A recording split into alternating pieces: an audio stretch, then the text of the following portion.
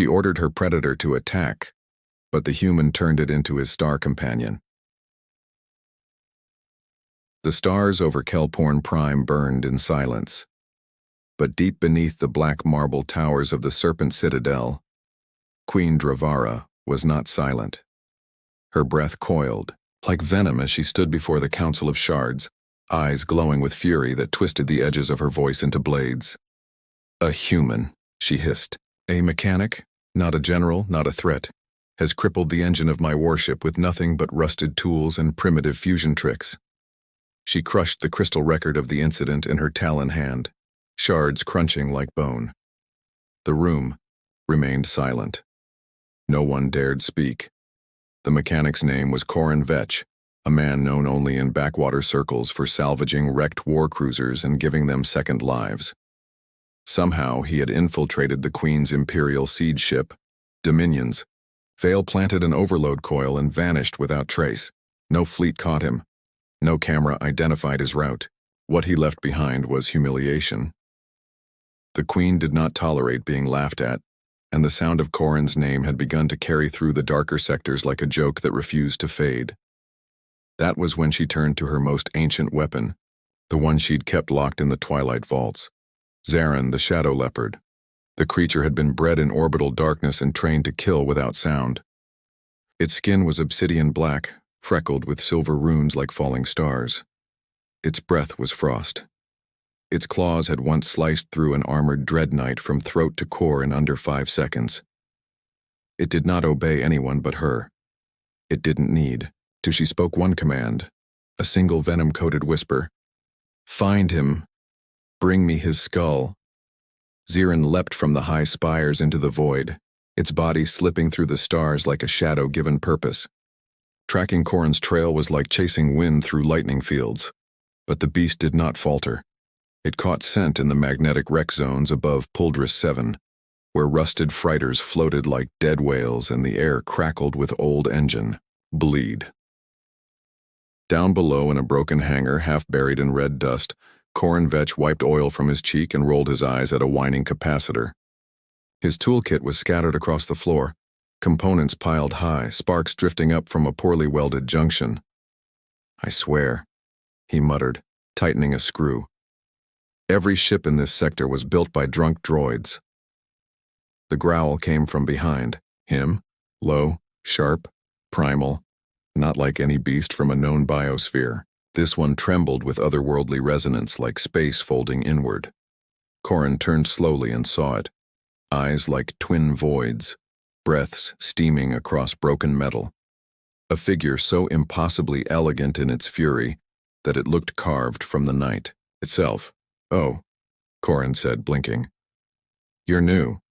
Zarin crouched, every muscle tensed for the killing strike. But it didn't leap, not immediately, because in that moment the predator hesitated, not out of confusion but pain. Its front paw faltered, dragging slightly, barely noticeable. Unless you'd spent your life studying machines and movement. Corin saw it instantly. "You've got a torn kinetic tendon," he said calmly. "Probably from overuse. Maybe a fractured bone plate under that rune armor. That's a Queen's override shard I see pulsing just under the joint, isn't it?" Zarin froze, fangs bared, breath quickening. But it didn't strike. Corin stood slowly, not reaching for a weapon. Only his toolkit. "I'm not saying you should trust me," he murmured, "but you're limping and I can fix limps." The beast lowered its head slightly, a test, a flicker of curiosity, or perhaps surrender. Corin stepped forward. "Good cat." In the dim ruin of that sand-choked hangar, man and monster regarded each other, without war. Corin crouched near Zarin's forelimb, inspecting the faint red glow where metal pulsed beneath living flesh.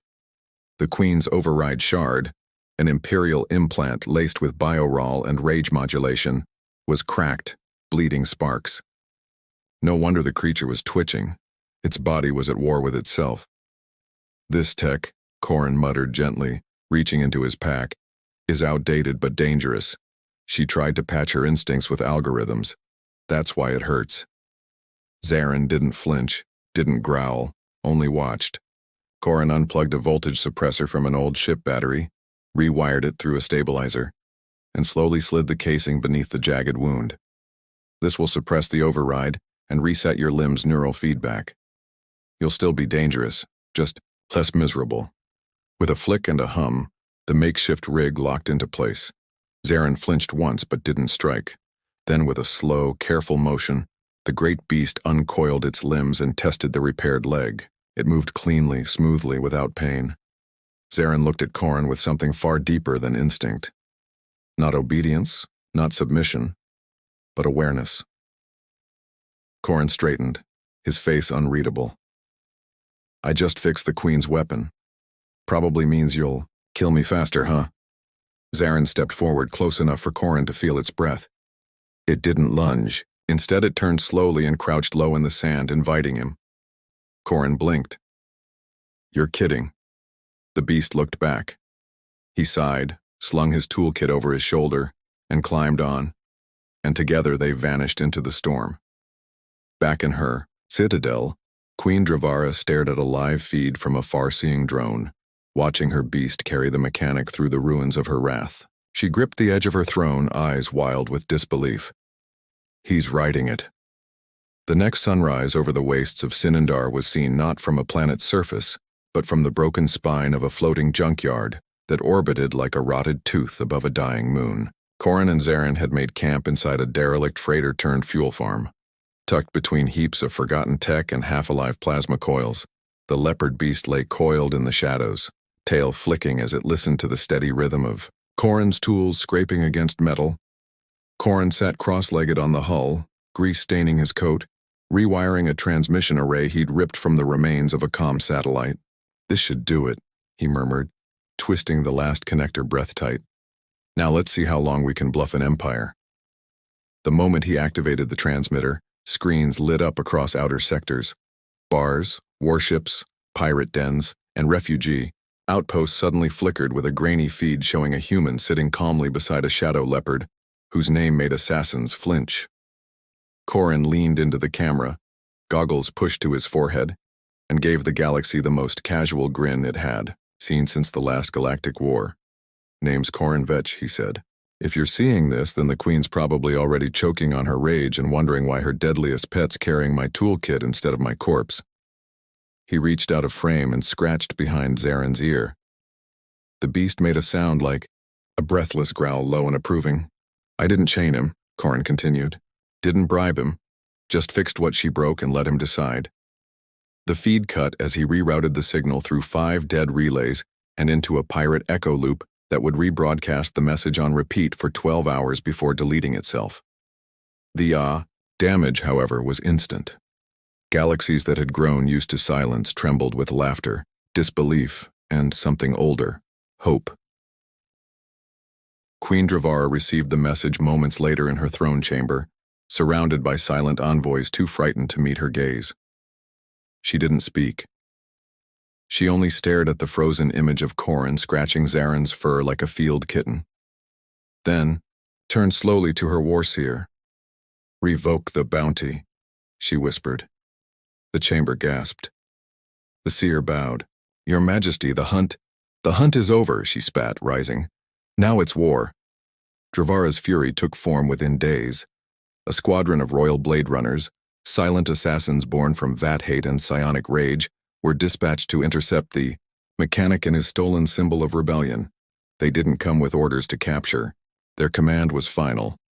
Erase him from reality. By then, Corin and Zarin had moved into the drift fields of Gasset, a fog-choked maze of magnetic clouds and lost warships. The place was a crypt of old tech and unsent transmissions, but it was perfect for hiding and hunting. Corin installed a spiderweb of sensor relays throughout the corridor ruins while Zarin tracked movement without being seen, a shadow within shadows. When the Blade Runners arrived, their signature barely registered. They moved like ghosts, cloaked in silencing fields, each step measured to erase sound and echo. But the fog did not belong to them. It belonged to him, now. The first assassin died without seeing what hit him. One moment he was leaping between hulls. The next he was dragged screaming into smoke, his throat torn open before he could activate his side dagger. The others adapted quickly, forming into circular strike formations, communicating with neural implants and pulse clicks. But the fog played tricks. Lights flickered. Static whispered. Then one by one their signals went dark. Corin moved through the wreckage. Not as a soldier, but as a technician at war, he overloaded coolant coils to detonate near patrol paths, rerouted decoy heat signatures through broken exhaust chambers, and lured them into a trap powered by his own recycled breath mask battery. Each kill wasn't a duel. It was a lesson in humility. When the final runner fell, bleeding into the memory foam of a shattered cruiser chair, Corin crouched beside her. "You're not here because I'm dangerous," he said softly. "You're here because she's afraid I proved something." Behind him, Zarin emerged from the fog, blood dripping from his jaw. "Which means we're winning," Corin finished. Later that night, as they rested atop a broken observation deck that faced a dead star, Corin ate a ration bar and passed half to the beast. Zarin sniffed it, sneezed, and looked insulted. "Yeah, not great, I know," Corin chuckled, biting the other half. "But I'll cook better when we're not being hunted by royal assassins. Deal?" Zarin closed his eyes and leaned against him, massive frame relaxing for the first time since they'd met. Below them, the bodies of the Queen's elite killers lay silent, their weapons cold, their minds never reporting home. And far above, Queen Dravara's spies fed her a single sentence she couldn't stomach. "They're not running anymore." There were some in the veiled crown who began to whisper of it, the bond between the mechanic and the beast. It wasn't fear that took root in their bones. Not at first. It was disbelief. That slow, poisoned doubt that ate holes in loyalty when the impossible refused to stay impossible. Zarin was supposed to be the final word of death, the embodiment of Queen Dravara's will. Obedience given fangs. But now he was riding through the stars beside a man who carried no sword, wore no armor, and spoke to machines like old friends. In the deep vaults of Velor Prime, where the Queen's law still crackled through blood-forged conduits, her advisors begged restraint. They told her to bury the scandal, to spin the tale into lies, to control the image before it overtook her. But Queen Dravara, ancient and regal, carved from hunger and empire, would not be mocked by myth. She called upon her archivist of obedience, a twisted old alien wrapped in blue flame and black silk, and said, "Summon Aroxim. Let the beast see what it truly is." Aroxim was the genetic twin of Zarin, older, slower, but far more brutal. Where Zarin had been engineered for precision, Aroxim had been designed for public terror. He was taller by half a meter. His spots burned red into his skin like coals that never cooled. His claws were too long for stealth. His breath carried the scent of acid. And worst of all, he remembered Zarin. The two had fought once in the breeding pits. Zarin had left him breathing, but broken. Now Dravara sent Aroxim to finish what she believed should have happened in that pit. Meanwhile, far from the Queen's reach, Corin and Zarin had begun to cross the systems of the Forgotten Ring. 5 worlds left to ruin by the Crown's abandonment. They didn't go to fight, they went to repair. Corin restored power cores, water units, mining rig lifters. He built field towers for wounded children and cooling units for broken crops. Zarin prowled the outskirts of each settlement, scattering raiders before they could come close. His mere presence enough to rewrite fear into reverence. But something changed the day the wind shifted on the plateau moon of Giron. Zarin stopped mid-prowl. His ears pricked forward, his tail stiffened, and Corin, standing at the edge of a sun-shattered solar array, felt the silence change around them. The sky darkened, not from clouds, but from shadow. Aroxim landed hard, claws sinking into the stone, his roar splitting the canyon in two. Villagers screamed and ran for shelter. Corin turned, eyes widening at the sight of a nightmare wearing his friend's face, twisted by rage. "Another one of her pets," he muttered, already reaching for his pulse detonator. But Zarin had already moved. The two beasts met mid-leap, colliding with the sound of thunder made flesh. They rolled, clawing, biting, snarling in old, forgotten language. Aroxim fought like death itself. Each strike meant to maim, each movement soaked in vengeance. Zarin fought to protect. That difference made all the difference. Corrin didn't stand back.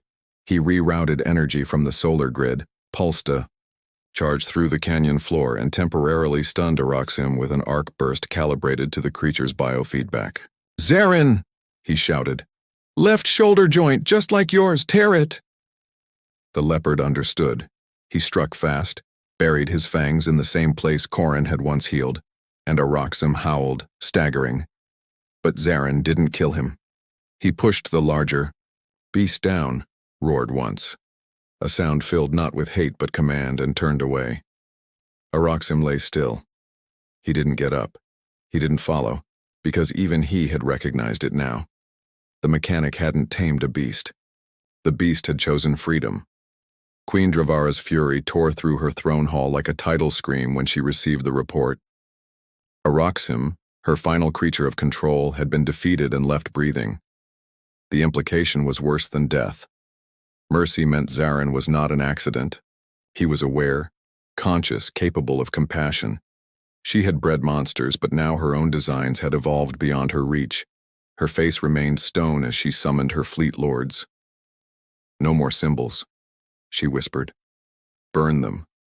Burn everything he touches." The last command was issued. Code Star Ash, a full planetary sterilization order targeting the worlds Corrin had helped repair. One by one, orbital bombers prepared to ignite Gyron, Torith, and the rest of the Forgotten Ring. But Corrin saw it coming. He intercepted the command signal using Old Crown hardware, recognized the code structure, and broadcast a warning across every open comm. "Evacuate. They're not coming for you. They're coming for what I left behind." He turned to Zarin, standing, tall against the wind with plasma fire already painting the clouds above. "We stopped this here. They didn't have fleets. They didn't have soldiers.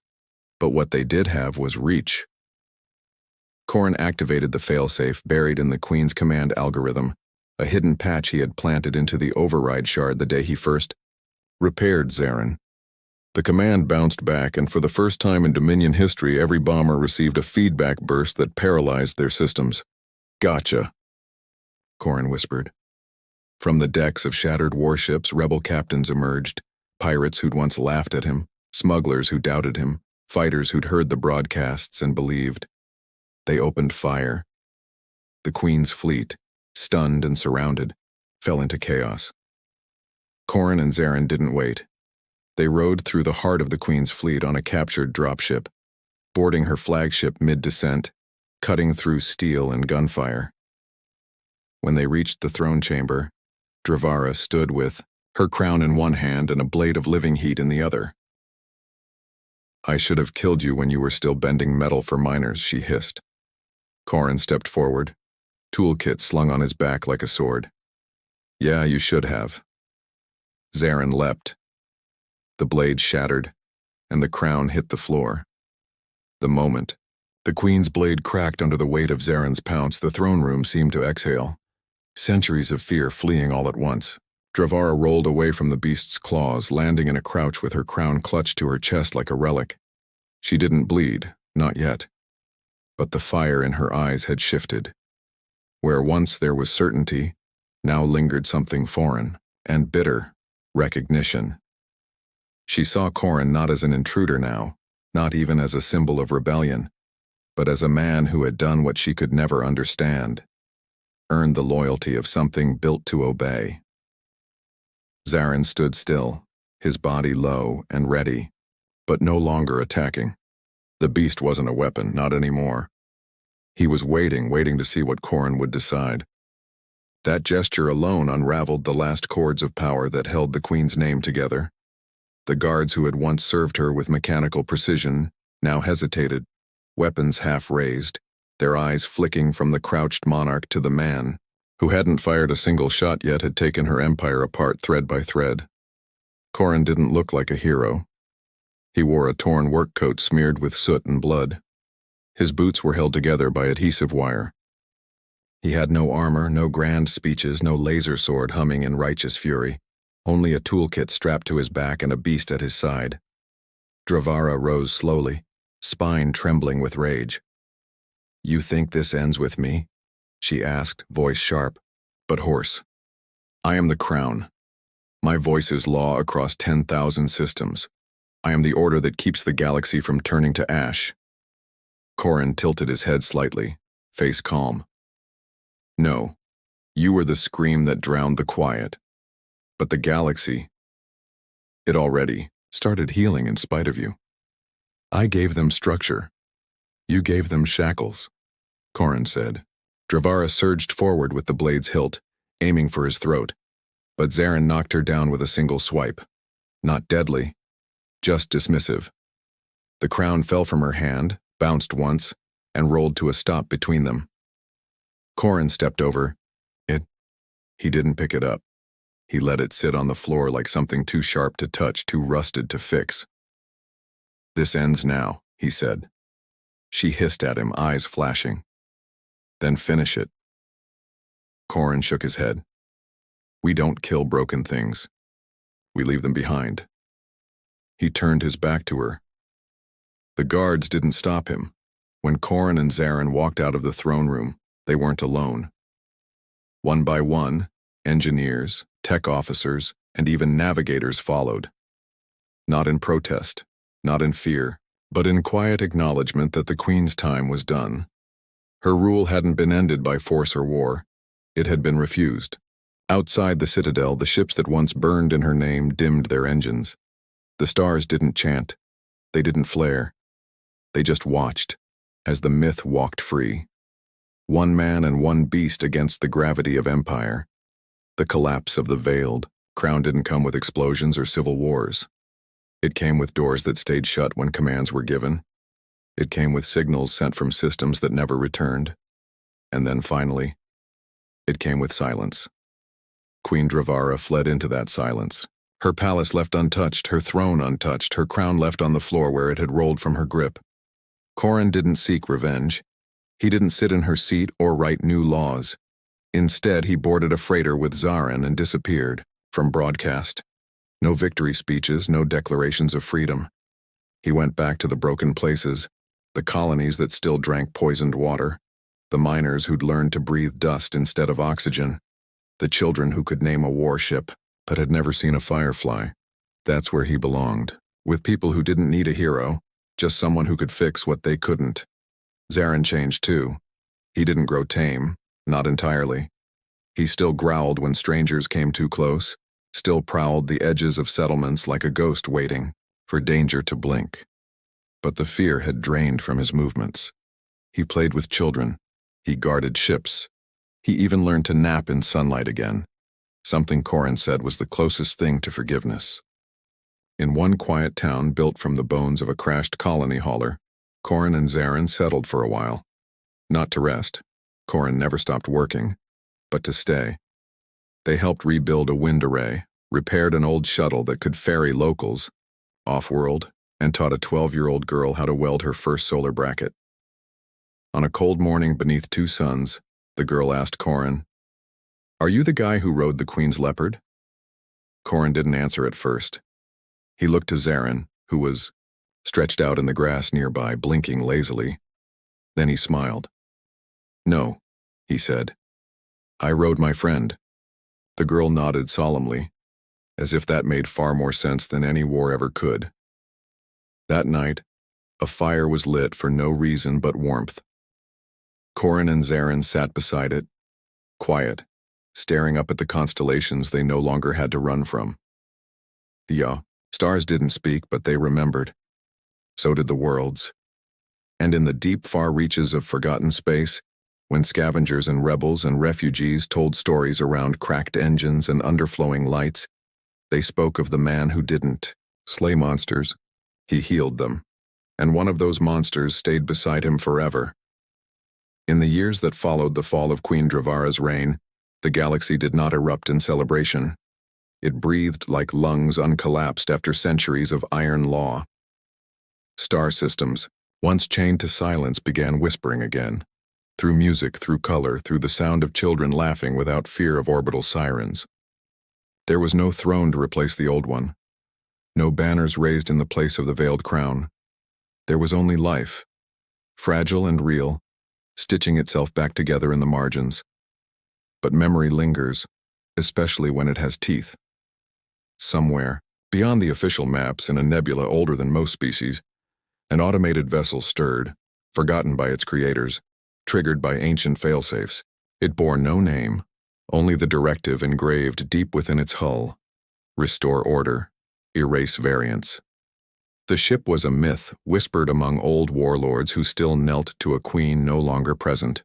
The Ghost Oracle, they called it. And now it had woken. It began tracking patterns, rebuilt power grids, lost technologies reactivated without approval, names that carried anomalies across hundreds of logs. One name kept surfacing: Corin Vetch. It launched silently. Back on the soil of a colony built from scrap and stardust, Corin was upgrading a coolant tower in the outer fields, while Zarin watched from a sun-warmed ridge, his spots glowing faintly in the late daylight. They had been at peace for a long while now.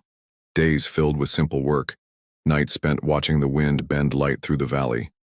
But peace doesn't mean unaware. Zarin lifted his head first. No growl, no movement, just eyes narrowed toward the stars. Corin followed his gaze. The sky didn't burn. It didn't shimmer. It simply tensed, as though the galaxy had remembered something cruel. Within hours, whispers reached the colony. Other settlements had gone dark. Ships stopped mid-jump and vanished. The stars on one navigational map blinked out, just gone without reason. And then came the sound. A low echoing hum across the comms, repeating the same phrase over and over in a voice no one recognized. Order will be restored. Variance will be neutralized. Corin exhaled slowly, placing his hand on the side of Zarin's jaw. They sent another god. Zarin's breath was steady. He pressed his head gently into Corin's palm. But this time, they would not run. They called in favors. Old friends, ex-bounty hunters. A rebel-turned-smuggler named Tila sent them a prototype distortion module that hadn't been legal since the Second Silence War. The kid they taught to weld 5 years ago now captained a solar rig and rerouted every signal relay in the northern sector to act as an early warning net. This wasn't just about them anymore. This was about everything they'd built, and they were going to fight for it. The Ghost Oracle arrived like a shadow swallowing time. It didn't fire weapons. It rewrote reality, disrupting gravitational currents, deleting sensor data as it moved, collapsing coordinates into knots. Ships near it simply ceased to register. Not destroyed, but forgotten. It was a machine designed by an empire that never forgave the concept of freedom. It had no soul, just a script, a mission. Corin and Zarin met it not in a starport or military grid, but in the heart of a derelict Dyson ring, long dead and drifting, chosen for its emptiness. The battle wouldn't spare cities. This time, Tila's fleet flanked from one end, dropping EMP torpedoes that shattered the Oracle's outer stealth layers. Zarin, now armored in a hybrid weave of plasma reactive mesh and his own instincts, carried Corin through the shattered ring's atmosphereless corridors, avoiding corrupted gravity wells with grace no machine could match. Inside the Ghost Oracle's primary hull, Corin found what he'd suspected. No pilots, no eyes, no hate, just execution. He hacked the core node mid-combat, sweat streaming down his face, hands blistered as sparks leapt from the console. Zarin stood between him and two emerging sentry bots, claws slicing through circuitry, breathing hard from wounds that bled silver and steam. The AI's voice filled the chamber again. You are anomaly. Anomaly cannot persist. Corin hissed between clenched teeth. You're not the first to say that. He rerouted the input lines, fed it Zarin's signal, the biometric data of the beast once registered as Crown Alpha's own. And then he paired it with his own. Mutual variance confirmed. The AI said. Override, Corin whispered. Final command, shut down. Not everything broken needs to be fixed. The system paused, and then silence. The ship collapsed slowly inward, not in fire, but in surrender. The Ghost Oracle faded into darkness. Back on, the colony. The stars blinked back on the maps. Corin limped from the wreckage, one arm around Zaren's neck, both of them covered in dust and circuit ash. They didn't speak. They didn't have to. The universe had tried one last time to remind them who was in charge. But it had underestimated what comes alive when you let it choose. They returned to the hills, to the wind, to a colony where no one called them heroes, only friends. Corin hung up his toolkit that night and smiled at the firelight. Zaren curled at his feet, and the stars, now quiet again, told no tales because they knew the best stories didn't need endings, just a place to rest.